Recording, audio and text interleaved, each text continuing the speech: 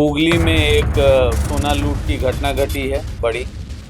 उसमें भी STF Bengal police के साथ तालमेल करके गिरफ्तारियों की ओर के दिशा में कार्रवाई कर रही है। एसटीएफ के जवान हमेशा तैयार जाते हैं, अगर गोली चलती है तो गोली चलाते हैं। एक कर्मचारी भी गिरफ्तार किए गए हैं। वो क्या कर रहे थे कि वो मृत लाइसेंसी धारियों का डिटेल्स देके योयू ने ईडी को साझा किया है, जिसमें काफी संपत्ति हमारा समझ से सब भी अवैध कमाई की संपत्ति है।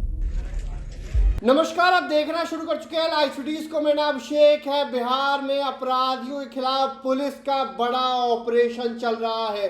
बिहार से बाहर भागे हुए अपराधियों को भी पकड़ा जा रहा है और मोस्ट वांटेड अपराधी मारे भी जा रहे हैं, उनका इनकाउंटर भी किया जा रहा है। तो लगातार एसटीएफ का ऑपरेशन चल रहा है और एसटीएफ गोली का जवाब गोली से देती है। एडीजी कुंदन कृष्णन ने भी साफ साफ कहा है, जो बिहार पुलिस मुख्यालय के एडीजी हैं, उन्होंने साफ साफ कहा है छोड़ेंगे नहीं किसी को। गोली चलेगी तो गोली के लिए तैयार हैं, गोली खाने के लिए भी वो लोग तैयार रहे।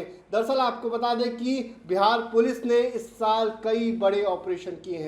एसटीएफ ने राज्य से बाहर जाकर 64 मोस्ट वांटेड अपराधियों को गिरफ्तार किया है, जिसमें बूटन चौधरी भी शामिल है। कई इनामी अपराधी हैं। आपको बता दें कि दिल्ली से कुल 14 अपराधियों की गिरफ्तारी हुई है। वहीं पश्चिम बंगाल से 9 अपराधी गिरफ्तार किए गए। इतना ही नहीं, हरियाणा से 5 अपराधी, झारखंड से 6, गुजरात से 7 अपराधी, कुल 17 राज्यों से बिहार पुलिस ने अपराधियों को धर दबोचा है। इतना ही नहीं, बिहार पुलिस ने पिछले साल की तुलना में बात करें, पिछले साल में मात्र 8 मुठभेड़ हुई थी, लेकिन इस साल अभी तक 23 इनकाउंटर की खबरें आई हैं। 23 अपराधियों का इनकाउंटर किया गया है और हाल ही में जेल से भागे अपराधी को पुलिस ने दौड़ा दौड़ा कर मार गिराया है। जिला पुलिस पीछे हट गई थी, लेकिन एसटीएफ के जवानों ने गोली चलाई और कुख्यात अपराधी को मार गिराया।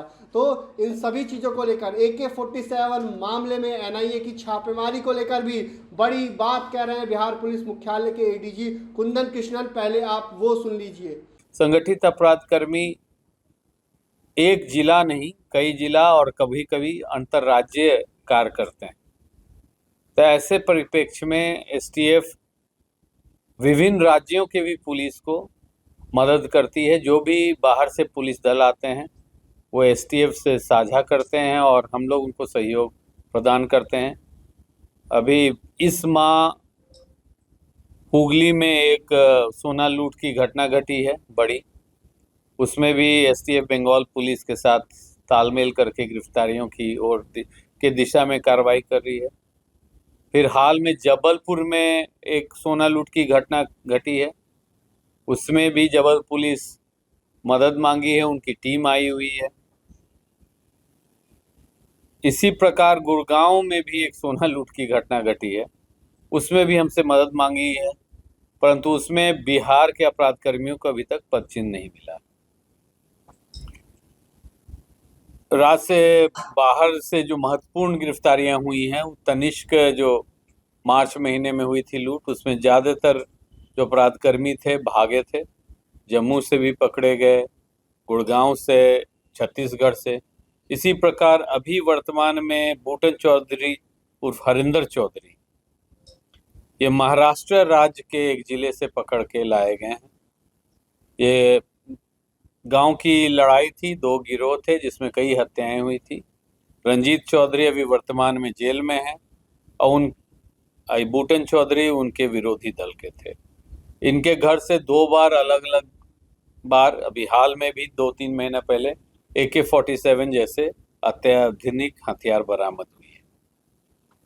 इसी प्रकार दिल्ली पुलिस स्पेशल सेल के मदद से सुबोध सिंह गैंग के एक इनामी कुख्यात विकास कुमार उर्फ जॉन राइट, जो वैशाली जिला का था, उसे दिल्ली के पहाड़गंज के से गिरफ्तार की गई। तदनुसार उस केस में 5 और बिहार के अपराध कर्मी स्पेशल सेल के द्वारा पकड़े गए और उसमें कई नियमित पिस्टल हथियार बरामद हुई। तो ये सब कार्य किया जा रहा है और जो हमारा रिपोर्ट कार्ड है, प्रेस विज्ञप्ति है, उसमें सब चीज उजागर किया गया। तो ऑपरेशन लंगड़ा का आप लोगों ने भी आदेश दिया? ऐसा कोई ऑपरेशन नहीं चल रहा है और ऐसा कोई आदेश भी नहीं है। आदेश विपरीत है। इसी माह हम लोग बताएं, इसी हफ्ता कि इस प्रकार से लापरवाही हुई कि अपराधी लोग हथियार बरामद करने के दौरान हथियार इस्तेमाल करने लगे हैं, तो ये घोर लापरवाही है और इस तरह की लापरवाही से बचा जाए। गिरफ्तार अपराधी को मौका नहीं दिया जाए कि वो भागें या गोली चलाएं। लेकिन तो सर वे जिस तरह से वो भागने की कोशिश कर रहे हैं और पुलिस को आत्मरक्षा में बंदूक उठाना पड़ रहा है, उन्हें घायल करके अस्पताल पहुंचाना पड़ रहा है, कहीं कहीं अपराधियों पर नकेल कसने के लिए ही सर, जो एसटीएफ की तरफ से, हम जिला पुलिस की तरफ से नहीं कह सकते हैं। एसटीएफ के जवान हमेशा तैयार जाते हैं, अगर गोली चलती है तो गोली चलाते हैं और एसटीएफ के द्वारा गिरफ्तार किया हुआ अपराधी कभी ऐसा उसको मौका नहीं मिला है कि वो पुलिस पर गोली चलाए पकड़ाने गिरफ्तारी के उपरांत। इसी माह जैसे एक अपराधी बेलसर थाना अंतर्गत मारा गया है, तो एसटीएफ की कार्रवाई थी और उसमें जिला पुलिस पीछे हट गई, परंतु एसटीएफ डटी रही। एक अपराधी मारा गया, वो कुख्यात था और इसी वर्ष जेल से भागा भी था। अपराधी अगर हथियार उठाएगा, पुलिस पर हमला करेगा, पुलिस जवाब करेगी? बिल्कुल करेगी।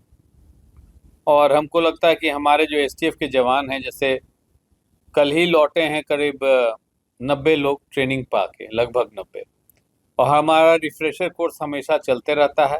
उनके फिटनेस पर ध्यान दिया जाता है, उनके फायरिंग क्षमता पर ध्यान दिया जाती है। तो हम मानते हैं कि एसटीएफ जो है अभी वर्तमान में करीब 1200 जवान हैं, उसमें ऑफिसर भी 300-400 हैं।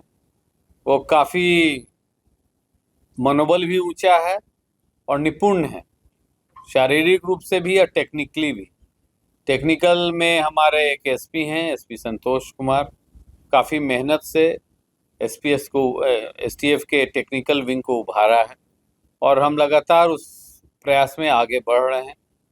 वर्तमान में देखा जा रहा है कि कम्युनिकेशन की स्रोत मात्र व्हाट्सएप नहीं है, जंगी ऐप, टेलीग्राम, अन्य ऐप्स यूज़ हो रहे हैं।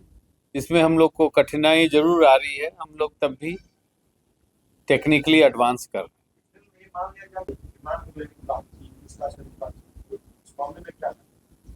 सर, अनुसंधान नहीं करती है एसटीएफ, ये पटना पुलिस की केस है। वर्तमान में शेरू जो पहले पुरलिया जेल में संभवतः था, अभी प्रेसिडेंसी जेल कलकत्ता में चला गया है रिमांड पर, तो उसको पटना पुलिस अप्लाई किया हुआ है। जब कोर्ट रिमांड देगा तो लाया जाएगा। ये सब प्रेस रिलीज में आपको दिया हुआ है। बहुत बहुत धन्यवाद। सर, अनुसंधान हमारा दायित्व नहीं है। संपत्ति जब्ती बीएनएसएस 107 के तहत होती है, क्योंकि हम लोग नाम दे सकते हैं और संपत्ति की जानकारी जो हमारा इकोनॉमिक इंटेलिजेंस यूनिट है उसे प्राप्त होती है। तो पीएमएलए के तहत जो ईडी करती है, हम लोग प्रस्ताव कुछ लोग का भेजे हैं। रितलाल जी के भी एक भाई का भेजा गया है यूयू को, यूयू ने ईडी को साझा किया है, जिसमें काफ़ी संपत्ति हमारा समझ से सब भी अवैध कमाई की संपत्ति है। इसी प्रकार यूएपीए में टेररिस्ट फंडिंग रोकने के लिए उपयुक्त धाराएं, जिससे संपत्ति हम लोग को जो मालूम होता है तो हम उसमें भी प्रस्ताव देते हैं। हम लोग जिला पुलिस को मदद करते हैं। हमारा नारकोटिक सेल है, वो भी ये कार्य कर रहा है कि जो ड्रग्स जैसे अफीम, गांजा और अन्य सामानों का खरीद बिक्री कर रहे हैं बड़े पैमाने पर, अगर उनको और कोई आय का स्रोत नहीं है, वो भूखंड, गाड़ी, वाहन इकट्ठा किए हैं, तो उन पर भी हम लोग डिटेल्स कलेक्ट करके यूयू को साझा कर रहे हैं। धन्यवाद। वही मकसद है, एसटीएफ इसी कार्य के लिए बनी थी। संगठित अपराध उसका दायित्व है और किसी तरह के भी संगठित अपराध में एसटीएफ जरूर कार्रवाई करेगी। सर बिहार में ऐसे कितने गिरोह हैं जिनके पास AK-47 AK-56 होगा, अभी कितने बच चुके हैं? कई गिरोह एनआईए भी कल पुराने AK-47 के बरामदगी में छापामारी की, वैशाली में, मुजफ्फरपुर में और मोतिहारी में पूर्व के द्वारा बरामद की गई।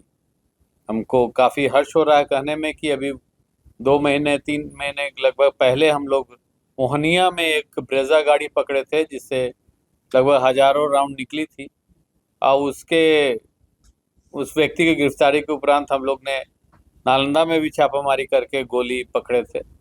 वो केसों को भी एनआईए ट्रांसफ़र हो गया है, एनआईए अनुसंधान अब प्रारंभ कर गई है।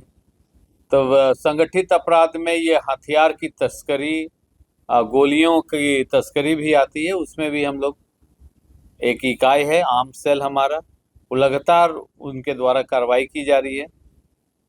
गोलियों की खरीद बिक्री पर भी जैसे एसटीएफई की कार्रवाई थी और सूचना थी, जिसके फलस्वरूप एक अभी खगड़िया जिला में आर्म्स मजिस्ट्रेट के अंदर अधीन एक कर्मचारी भी गिरफ्तार किए गए हैं। वो क्या कर रहे थे कि वो मृत लाइसेंसी धारियों का डिटेल्स दे के, एक व्यक्ति था पूर्णिया का, उसको देते थे, वो उस मृत व्यक्ति के लाइसेंस के आधार पर गोलियां विशाल गन हाउस के कॉन्वेंस में गोलियां लेता था।